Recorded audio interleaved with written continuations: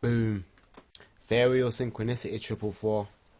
What we're saying, people, what we're saying. So I couldn't make this up.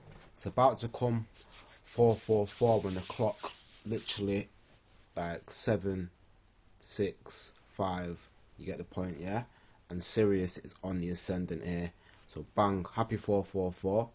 And yeah, 13 degrees Cancer on the ascendant here, with the sun at 16 degrees Cancer just coming up on the ascendant. So you actually got Kronos on the ascendant rising just after Hades, and this is the moon and Mercury. So the moon's in Gemini, Mercury's in Gemini. Anyway, let me get to it. Roberto Mancini versus Gareth Southgate. Gareth Southgate versus Roberto Mancini. Why did I say Mancini first? Well, one, maybe because he's technically the opposition as I'm here in the UK. But no, I already made a video on Mancini versus Luis Enrique, the last manager who he faced playing Spain. Gareth Southgate has actually done the, something that nobody's going to do. I ain't going to call it impossible because he just did it. And he's just taken England to the European Cup finals, or Championship finals. It's 2021 now, but it would have been last year's tournament. And I think it's probably been since the World Cup was the last time England got to a finals of a tournament. Probably since like Euro 96, I think, when they got to a semi-final, which was what they did today. So, it's basically a very, very long time in history. So I had to basically pull up and do these videos like right now. Life is calling and demanding me to do it. So, just putting our history down. Cancer season's all about history. I think if you actually look in the record books, England played that World Cup around this time. I should look that up. But, yes, Southgate and Mancini. I've seen what I needed to see, but I found a little bit more on top of that. So I'll just pull them up on here. 27/11/1964, which is Roberto Mancini's birthday. So I actually found out Roberto Mancini's birth time, but because I'm not going to put the coordinates in, I'll just let you know he's an Aqua rising. So we'll pull that up in a moment because it's actually on record by Astro Theme, I believe. So yeah, what I was looking at for Roberto Mancini is 10 degrees Virgo, and very importantly, because if you go into Gareth Southgate's birthday, which is the 3rd of September, and he's born 1970, which is actually the same year as Luis Enrique, so there may be some similarities that you may spot in the longer term planets, the ones that take longer. 10 degrees Virgo is what I was just saying, yeah? And this is Gareth Southgate's birthday. Well, the sun basically moves over 10 degrees Virgo on his birthday. And at that particular time, in 1970, Zeus, the trans-Neptunian planet, was in Virgo, also at 10 degrees. I find this quite interesting because Zeus is kind of like a warrior, and his daughter, the brainchild, and I had to actually call her literally a brainchild because she was birthed from the head of Zeus. This is Pallas Athena. Now, my very interesting discovery that I found out about football managers through this little research that I've done is that they tend to have Pallas in a significant situation or placement. So for Gareth Southgate, it's actually smack bang nearly on his north node. So 3 degrees Pisces, 2 degrees Pisces is his north node. So quite interesting anyway. I'm going to flick to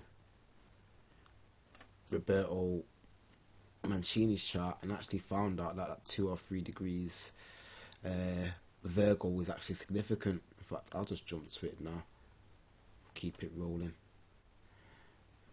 So if you actually look here, that's 3 degrees Virgo, and that is Roberto Mancini's vertex. Now vertex is said to be a fated point. Now I'm going to get to the whole reason of how this is fate, me even starting at 444 and looking at the clock and seeing 444 clip by now. So the nodes, the lunar nodes, talk about karmic past and karmic futures, so to speak, or early life and later life, things that you learn depending on your belief structure. Basically, if you believe in more than one life and so on and so forth. But astrologers of different schools of thought basically both agree that one's kind of earlier and one's later. There's a balance between the two of them in your life, and there's lessons to learn, maybe more from the north than the south, and you have to use skills from both. Really important stuff, basically, yeah? So much so, actually, because I just showed you 10 degrees of Virgo was the significant point between the two managers. So what's the Sun and Mars conjunction represent? Well, really, it's going to be some kind of competition, competitive nature. I've seen it in relationships, I've seen it with family, I've seen it with friends, I've seen it with lovers, yeah? But Mars is kind of like that one that is maybe competing with the Sun in some kind of way, although it can go both ways. But it's a very interesting situation because Gareth Southgate's Mars is actually not too far away from his Sun, and it's actually in some really important places that I need to kind of also talk about. So I don't have a birth time for Gareth Southgate, but if you can see here, it's on 29 degrees Leo, and if I throw it a little bit later in the same day, maybe even midday, and Gareth Southgate might like this himself, you can tell us one day, Mars has gone into Virgo. So depending on Southgate's birth time is on which sign his Mars is in. But either way, the what you want to call the royal star of the north is known as, you got the south and the east and the west. But these stars are Regulus, Fomalhaut, Aldebaran, and Antares. Yeah, Antares. So they're all actually in effect with Gareth Southgate right now, when I think about it, because he has his Mars on Regulus, not so far from his south node, 0 degrees, maybe 29 degrees, this Mars, it's 2 degrees for the south node, and he has his north node on 2 degrees Pisces. Now what I know, and his Pallas Athena, which is to do with, like I say, strategy and war and battle. She's the daughter of Zeus, the warrior side of Zeus. So she's actually about peace, but she's all about strategy of how to kind of achieve that. And if you actually look at Gareth Southgate, he's kind of got a balance, hasn't he? I mean, he's literally got Mars, and he's got Zeus on his Sun, and then he's got Pallas on his north node. But I can see the man's got like a lot of steel. He's got like Mercury and Pluto. It's Mercury retrograde actually, but it's in Virgo, close to its Pluto, and this Mercury will be the ruler of his Sun by disposition. Basically, Virgo, the sign, is ruled by the planet Mercury. Make it easy for you. So his Sun answers to the planet Mercury. It could have been in Leo, it could have been in Virgo, it could have been in Libra. In this case, his is in Virgo next to Pluto. Gonna add so much more intensity to his character, I believe, plus this Zeus by his Sun. So this is why Gareth Southgate, basically, even when he didn't want to do it, walked up to take that penalty, because it's just in him to stand up when he's counted on. So I noticed, with both of these guys, 2 degrees Scorpio, 3 degrees Scorpio's active. I think it's Venus for, let's have a look, double check, might be Venus for Mancini and Jupiter, as we can see here, for Gareth Southgate. But it's quite important. I think basically there'll be a kind of respect, even competitive respect, I'll have to say. 27th of the 11th, 1964. But let's just see. So 2 degrees there also. And then if you look for Scorpio again in this chart, it's up here. There you go, 3 degrees. So the Jupiter and Venus conjunction. So I feel like there's a lot of love one way or another, believe it or not, even though they have a Sun-Mars conjunction as well.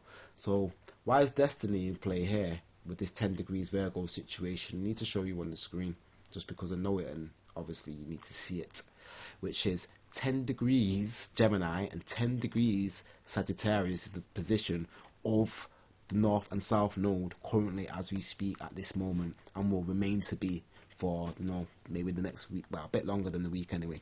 The point what I'm saying with that is that Gemini and Sagittarius are exactly square, which 90 degrees, making a cross angle down here. In fact, there you go, 10 degrees down there, literally, and 10 degrees up here. This is in real time, isn't it? Wow. So these points are an exact square position to the planets that are Mars and the Sun of Gareth Southgate and Roberto Mancini. So I couldn't have timed this any better. This is why 444's in alignment, kicking in fashion. Yeah, did I go from 10 minutes? But is it a big deal? No, because it's about getting the points down. So I've just showed you Southgate, I've just showed you Mancini, I've just showed you how fate of the karmic past and the karmic future is literally squared now with these two facing off in the final. They've both got planetary alignment with Scorpio, and I can see this Jupiter here is nicely aligning with the Venus of Mancini and the Jupiter of Southgate. Oh my gosh, could you do it, Gareth? Could you actually like do this dream here? Like it, wow, just amazing. I can't even believe that I would have been present. The moon's just actually gone into the 25th degree as well, literally as I speak, and the sun's about to go into the 12th, but it's not there yet. So I'm going to dip, and I'm just going to say thank you to everybody that's watched and that's enjoyed the video or subscribed recently. I need to say like, share, subscribe, tell a friend, tell a friend, tell a friend. Check me out for readings. I'm, you know, on the job with this reading thing. I like to do it. So if you need a reading between yourself or, you know, people that are close to you, get in contact with me and I'll sort it out. But as I can see right now, it's just a beautiful moment in time with, you know, 444, now it's 455. So thank you, and we will be back on something else because that's what I do over here. Right, check this one out here. Boom.